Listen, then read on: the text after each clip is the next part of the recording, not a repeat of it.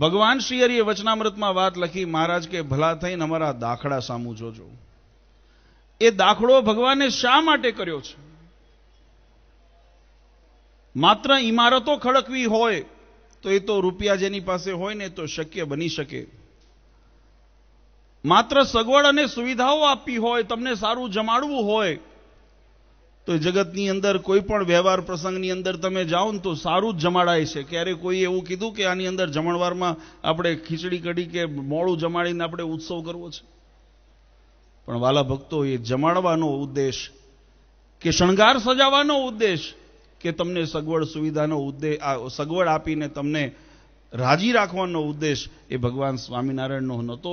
મહારાજે જે દાખલો કર્યો એટલા માટે કર્યો કે 84 લાખ યોનિની અંદર ભટકતો જીવાત્મા, જન્મને ચક્ર મરણના ચક્રમાં સપડાયેલો જીવાત્મા, માયા અને કાળના પાશમાં બંધાયેલો જીવાત્મા, અનંત જન્મોથી રજડતો જીવાત્મા, એને પોતાનું ઠેકાણું મળે, એને અક્ષરધામની પ્રાપ્તિ થાય, એને ભગવાનની પ્રાપ્તિ થાય.